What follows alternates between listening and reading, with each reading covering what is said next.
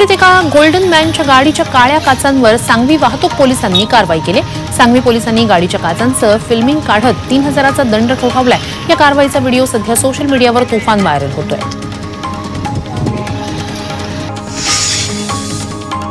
रायगड जिल्ह्यातील म्हसळा तालुक्यात मोठ्या प्रमाणात अनधिकृत वाळू उत्खनन होत आहे। परवानगी नसतानाही ड्रेझरनं सावित्री खाडीत वाळू उपसा सुरू आहे। महसूल विभागाचे अधिकारी याकडे दुर्लक्ष करत असल्याचा आरोप मनसे कार्यकर्त्यांनी केलाय। याबाबत चौकशी करून अधिकाऱ्यांवर कारवाई करा अशी मागणी होती।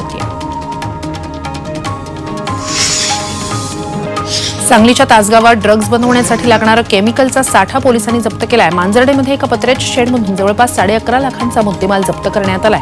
तसंच या प्रकरणी एकाला अटक करण्यात आली आहे।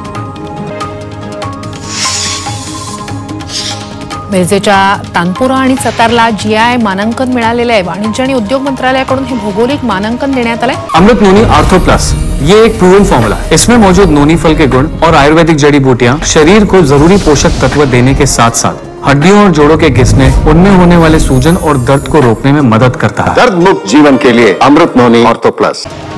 सांगलीतील मिरज हे तंतुवाद्यांचं माहेरघर आहे। इथे निर्माण केलेल्या तंतुवाद्यांना देशातूनच नाही तर परदेशातून देखील मोठी मागणी असते। त्यात आता जीआय मानांकन मिळाल्यानं मिरजेच्या शिरपेचात मानाचा तुरा रोवला गेलाय।